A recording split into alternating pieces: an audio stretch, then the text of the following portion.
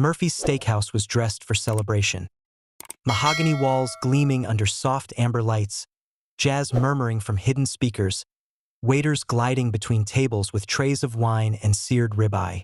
James Sullivan sat across from his wife, Rebecca, believing tonight was a milestone. 10 years married, a life built together, a bond tested and strengthened by time. He had ordered the Cabernet she once called her special occasion wine, the one he saved for anniversaries. He even wore the charcoal blazer she'd bought him last Christmas, the one she said made him look like he belonged in the boardroom, not just behind his drafting table. He thought he was honoring them. She thought she was ending them. Rebecca swirled her glass, her diamond catching the light in a slow, taunting spin. Her expression was unnervingly calm, like a woman rehearsing lines in front of a mirror until the sting of delivery was gone. James noticed her hands, steady, elegant, deliberate, as she slid her wedding band up and down her finger. It was that motion, more than the words that followed, that made his chest seize. "I need to tell you something," she said, voice level, as if discussing dessert. "After dinner, I'm not coming home with you. I'm going to see Tyler Jackson." The name hit him like a thrown brick. Tyler Jackson, Rebecca's college obsession, a B-list singer who'd managed to keep just enough fame alive with nostalgia tours and Spotify streams.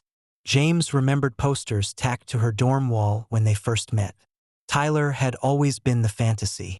James had been the reality. Rebecca didn't stop. "This isn't betrayal, James. This is closure. I've wanted this since I was 20, and tonight I'm giving it to myself. Just once. Then I'll come back, and we can move on."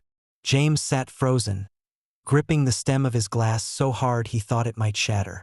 The steak in front of him cooled, forgotten. Around them, laughter, clinking silverware, and polite conversation hummed like background noise in a film he'd been written out of. He stared at her, his mind trying to bridge the distance between the woman he married and the woman twisting the knife with such casual cruelty. Her confidence was worse than her words. She wasn't ashamed. She wasn't afraid. She was convinced she was untouchable.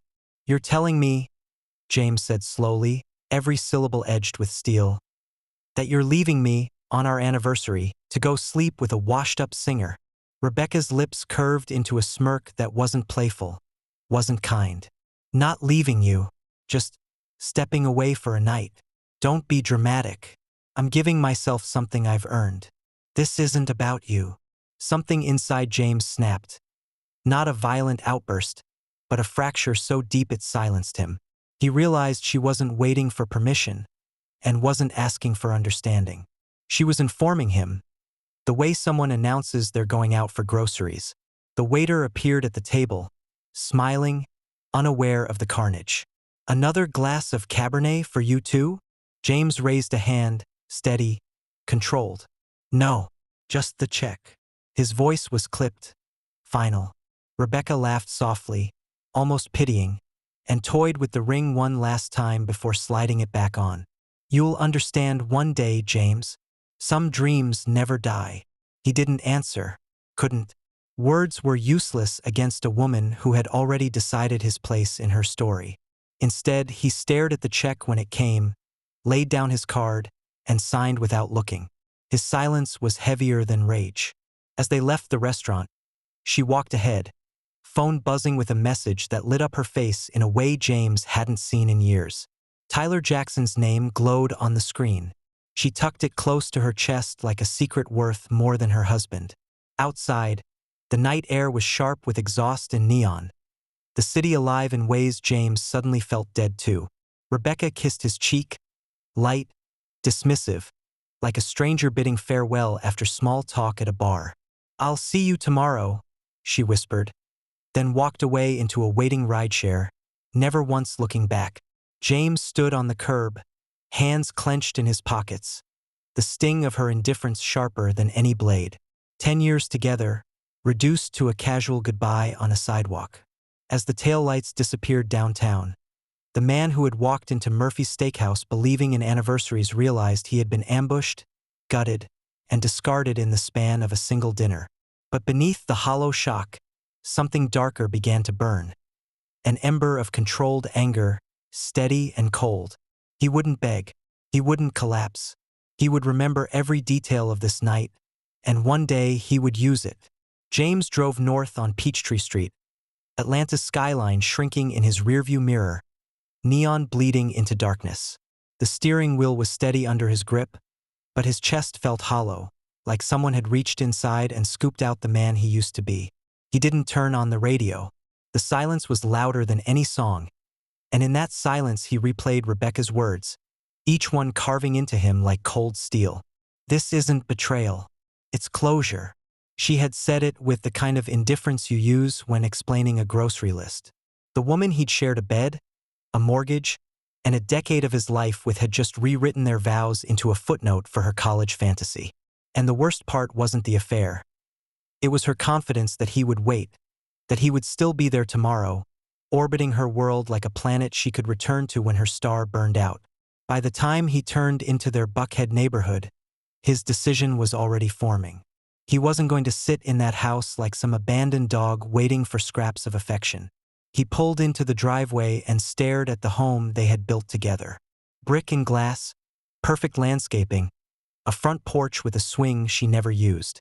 It looked like success from the street, but inside James saw only poison. The kitchen where they laughed over burnt pancakes now reeked of lies. The living room with its soft leather couch mocked him with memories of her head on his shoulder. The bedroom. He couldn't even glance down the hallway without picturing her walking out, wedding ring twirling on her finger, talking about another man's arms. He stood in the doorway for a long moment, his body numb but his mind alive with one thought. This is no longer my home.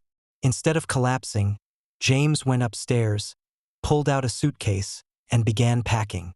Not everything, just enough for a man who didn't intend to look back. Shirts, jeans, his camera, a few lenses, the tripod buried in the closet. As he zipped the bag shut, his hands shook. Not from despair, but from the adrenaline of decision. For the first time all night, he felt control seeping back into his veins.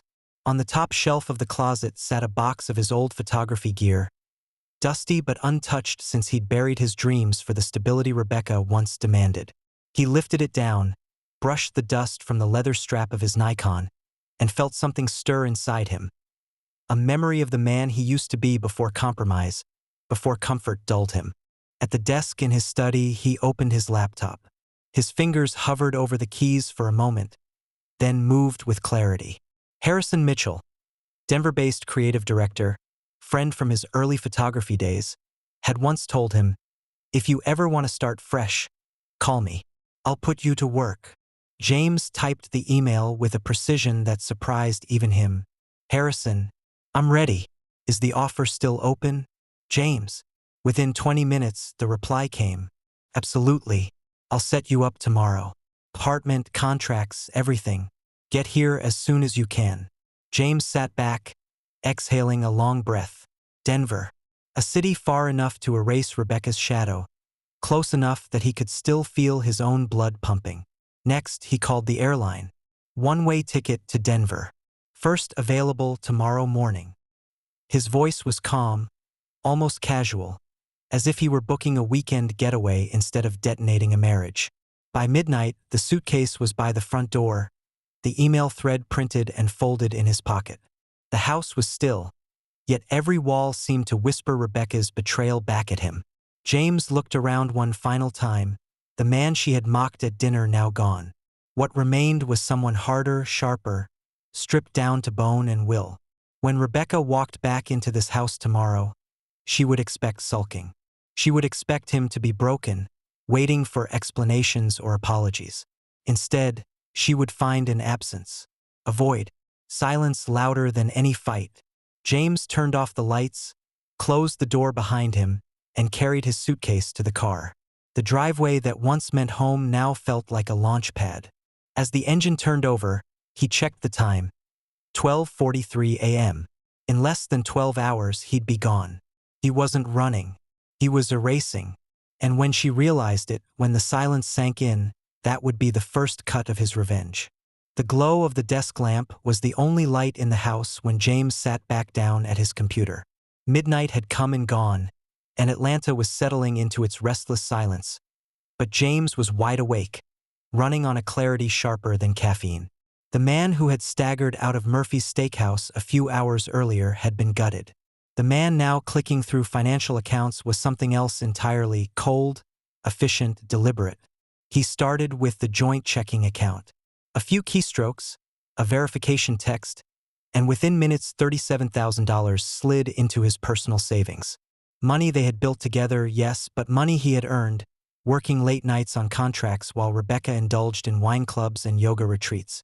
He stared at the confirmation screen for a long moment, then closed it without hesitation. Next came the credit cards. His name was removed from hers.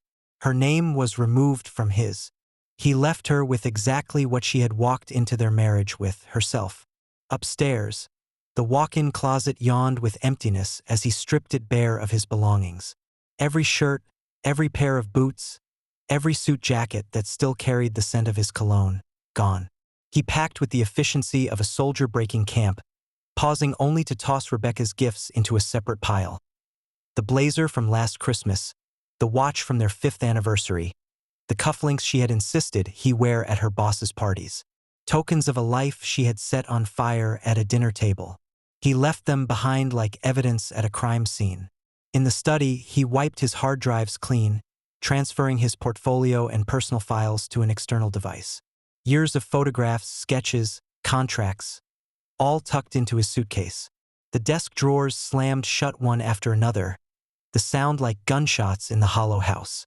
By 2:30 a.m., James moved through the rooms like a ghost. The living room, stripped of his presence, looked staged, like a model home for strangers. The kitchen counters gleamed under moonlight, barren without his coffee mug or work papers. The bedroom, he didn't linger. He grabbed the last of his gear from the nightstand and shut the door without looking back. At 2:47 a.m., suitcase in hand, he walked through the garage, slid into his car, and started the engine. The quiet hum sounded final, like the first step into exile. He drove south, the city lights thinning until the dark curve of Hartsfield-Jackson Airport appeared ahead. Inside, the terminal was nearly empty, just cleaning crews and the occasional traveler slumped in a chair. James wheeled his suitcase to the counter, his voice steady as he said, "One-way ticket, Denver." The clerk glanced at him, then at the clock. "Earliest flight in 4 hours. That'll do." Ticket in hand, he settled into a corner seat near gate C-17. The hum of floor polishers echoed in the distance. He pulled out his phone, stared at Rebecca's name glowing on the screen, thumb hovering over it. He thought about sending one final message, something sharp, something that would sting. But then he realized silence would be louder. Silence would haunt. Silence would make her panic. So he powered the phone off and slipped it into his bag. By sunrise, James Sullivan no longer existed in Atlanta. No note, no explanation, no fight left for Rebecca to win. Just an empty house and the echo of her own arrogance. And when she walked through that door expecting to see a broken man, she would instead find nothing at all. That, he thought as he watched the first plane's taxi onto the runway, was the purest revenge. Erasure. Rebecca hummed to herself as she climbed the front steps of their Buckhead home, the faint echo of Tyler Jackson's voice still buzzing in her head. For a night, she had felt 20 again, swept up in a fantasy, adored by the man she once plastered on her dorm walls. The ride home in the early gray of morning carried her on a tide of smug satisfaction. She was sure James would be sulking inside, but he'd get over it. He always did. That was the kind of husband he was. Steady, predictable, loyal to a fault. She slid her key into the lock, pushed open the door, and smiled at the quiet house. "James?" she called, almost sweetly, rehearsing the explanation she'd toss his way. "It was just one night. I had to get it out of my system. We'll be stronger for it." But the silence that greeted her wasn't sulking. It was void. The kitchen was spotless, counters bare. No coffee brewing, no jacket draped over the chair. She frowned, heels clicking as she crossed into the living room.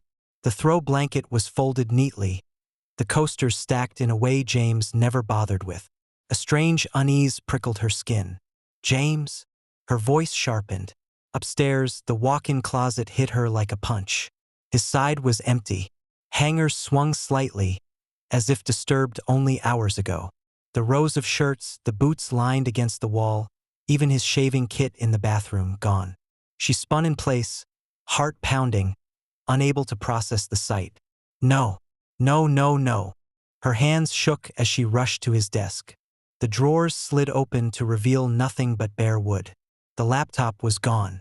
His camera bag, gone. She pulled open the filing cabinet, empty. The room looked ransacked, but it wasn't chaos. It was clean, deliberate. She grabbed her phone and dialed him. Straight to voicemail. Again. Again. By the fourth try, her fingers were trembling so badly she nearly dropped it. "Come on, James, pick up." Her voice cracked into a whisper. She tried his office next. His assistant sounded confused. He cleared his calendar. Didn't say why. She called his sister, then his best friend, then even the neighbor across the street. Each reply was the same. No idea where he was, no clue what she was talking about. The panic swelled until she could barely breathe.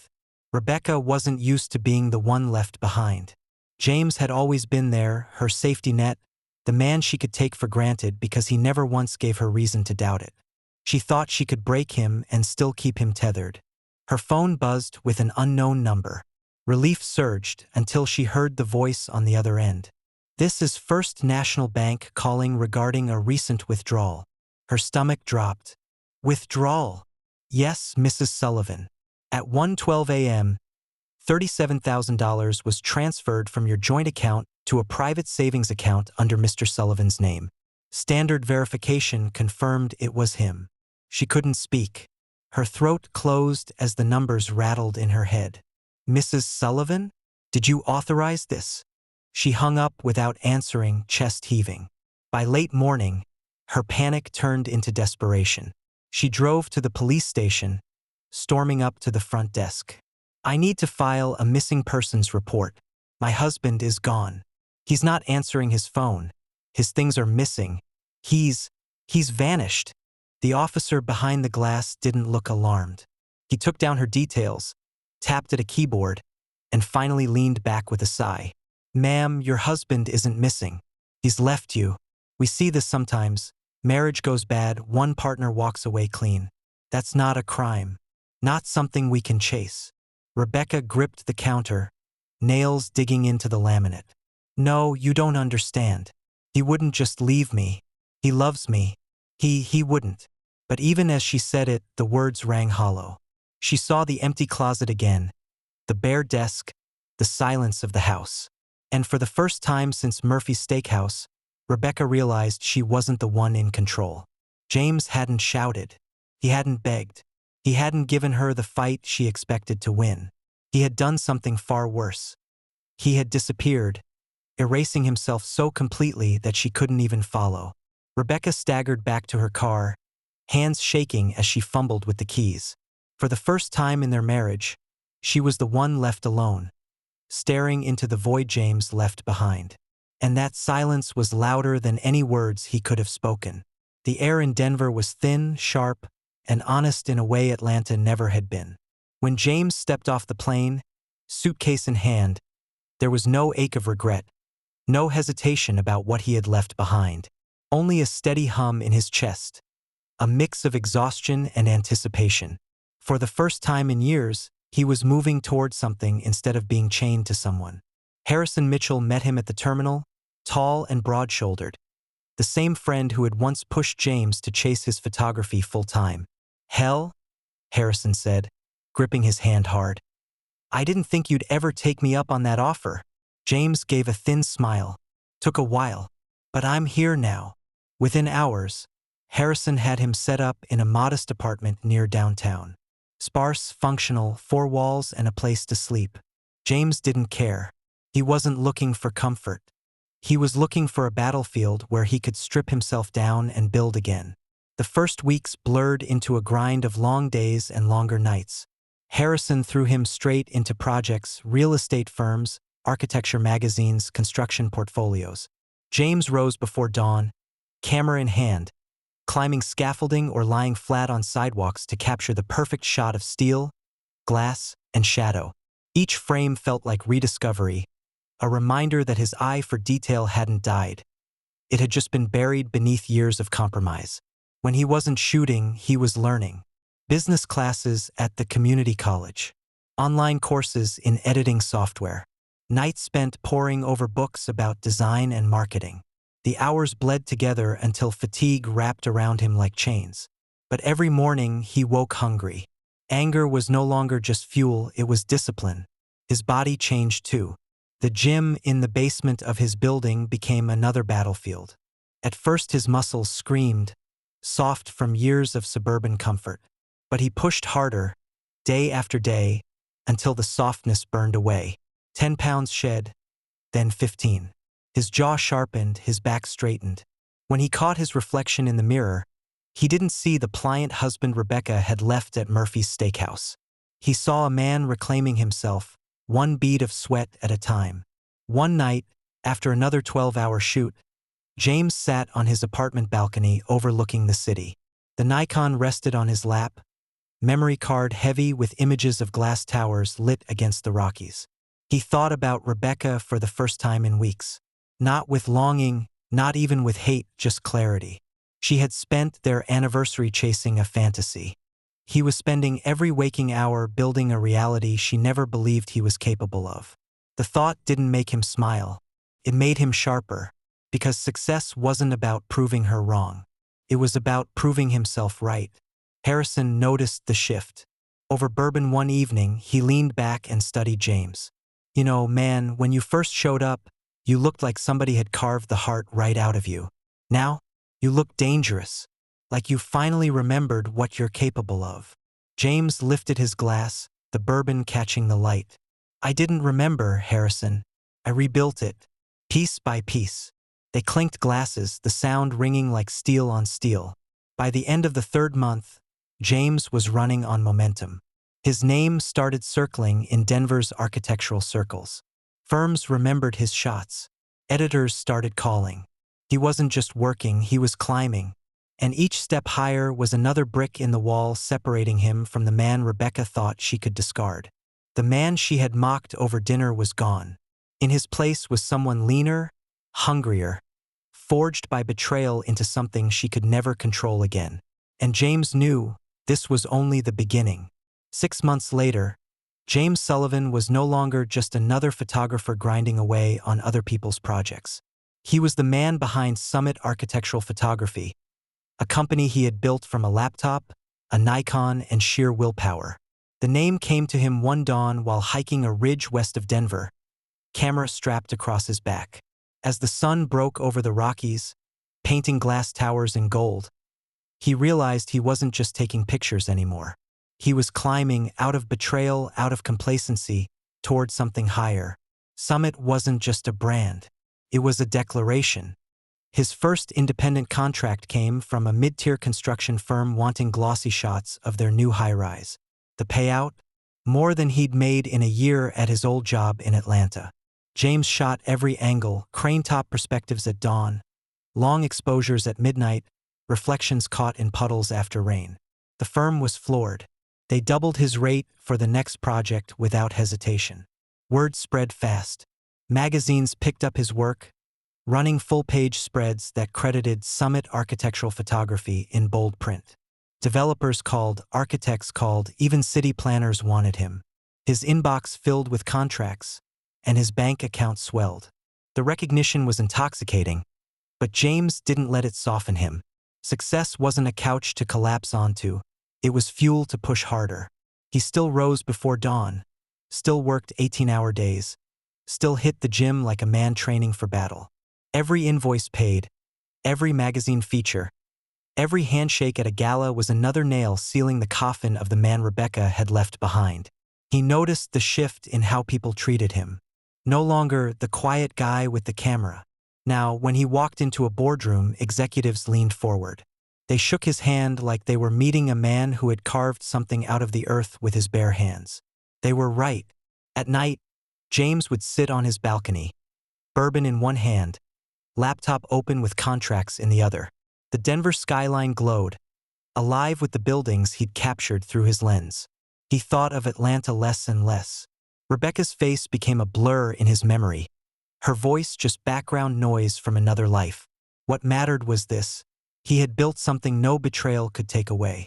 Harrison said it best one afternoon, watching James sign his third five-figure deal in as many weeks. "You're not just back, man.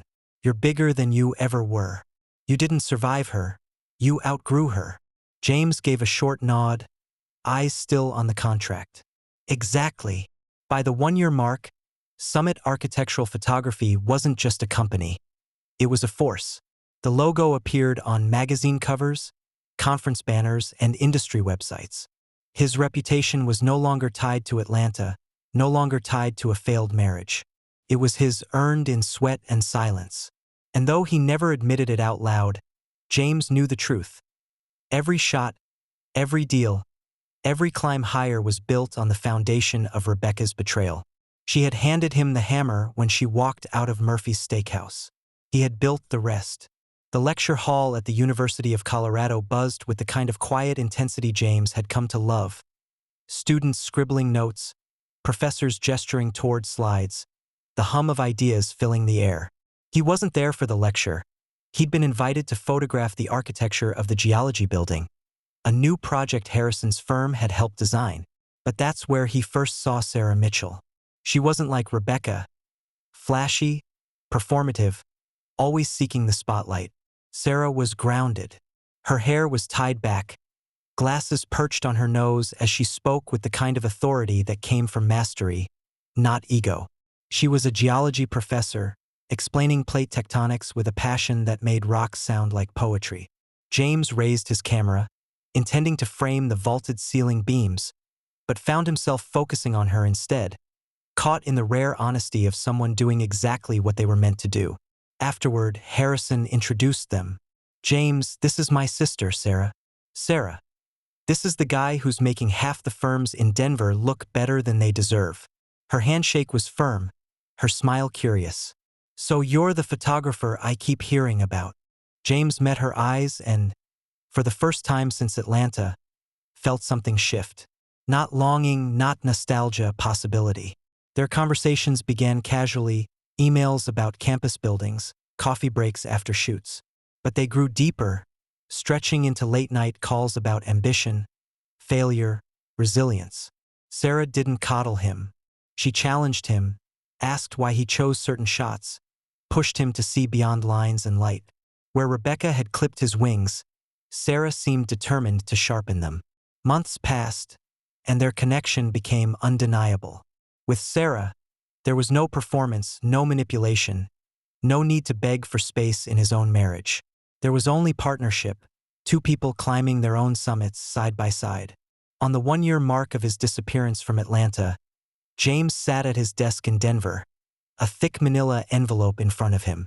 Inside, divorce papers. He had waited deliberately, choosing this date as the closing of a circle.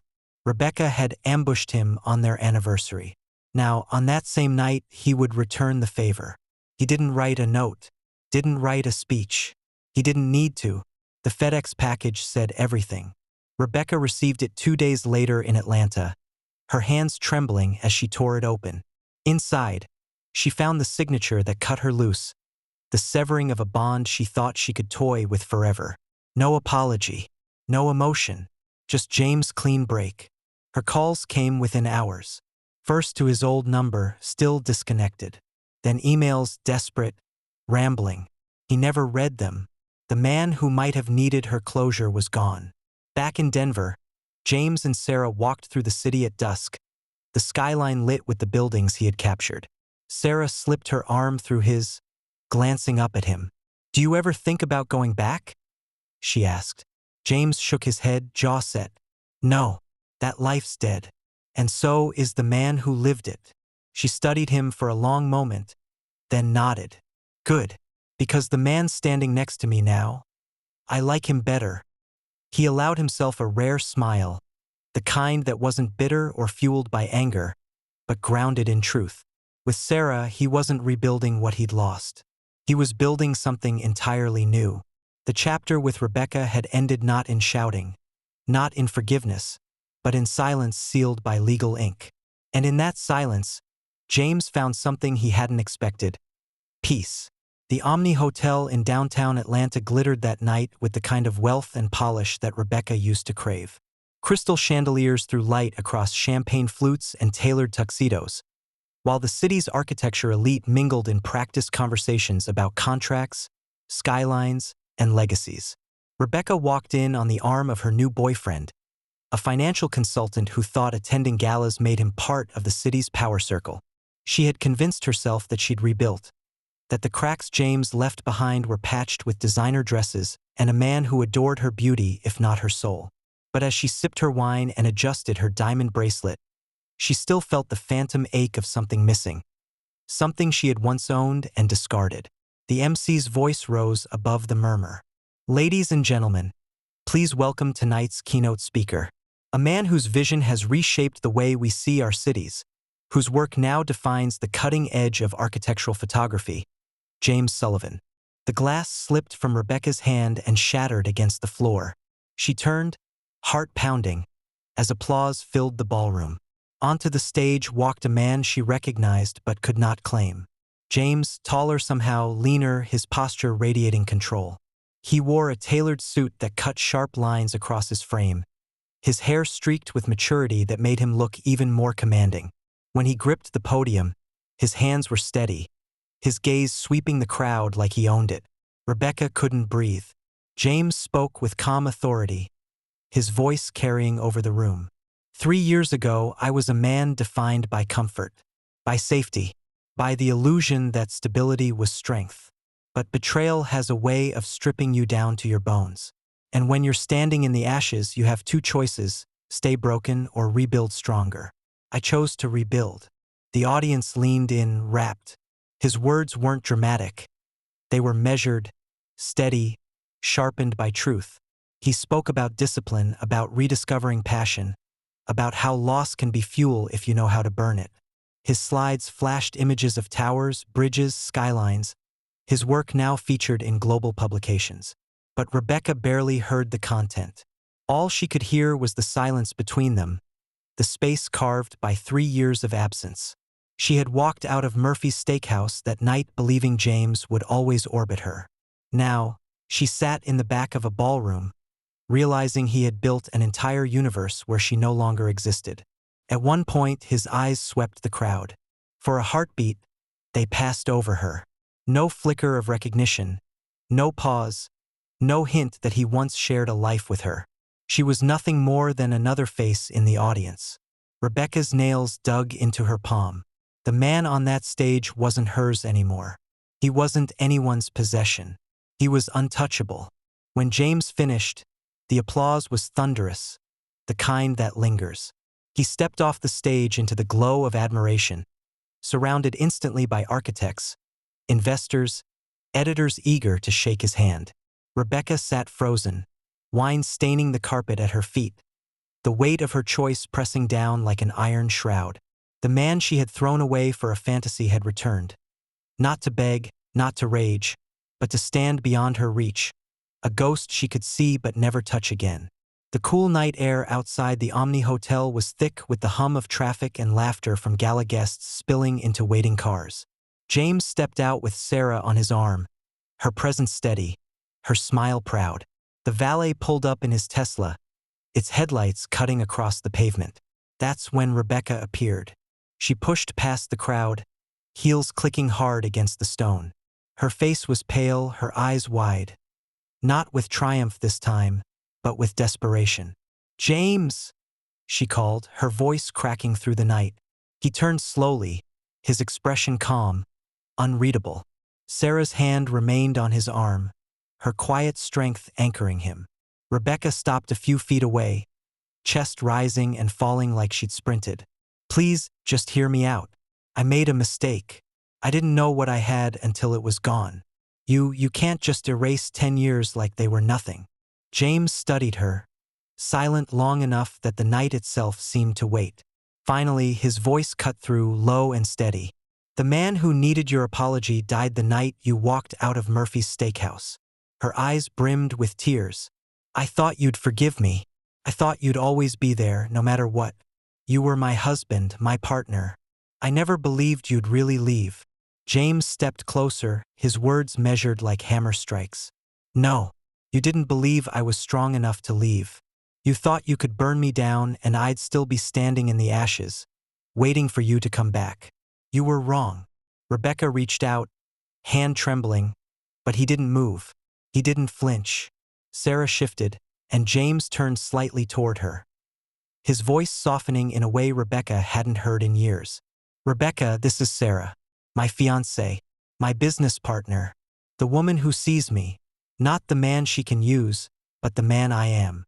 Rebecca's hand dropped as if struck. The tears spilled over, streaking her mascara. "James, please, just one more chance. I can be different. I can." He cut her off with a sharp shake of his head. "No, you had your chance. You chose to kill what we had. And I chose to build something better without you." The valet opened the Tesla's door. James gave Rebecca one last look. Not cruel, not angry, but final. "This is goodbye." He slid into the driver's seat beside Sarah. The car pulled away, headlights vanishing into Peachtree Street's endless stream of traffic. Rebecca stood on the curb, the city lights blurring through her tears. For the first time, she understood the truth that would haunt her for the rest of her life. She hadn't just betrayed a husband. She had destroyed the only man who had ever truly loved her. And there was no bringing him back. Subscribe and stay one step ahead of cheaters. And trust me, the next story makes this one look like a fairy tale.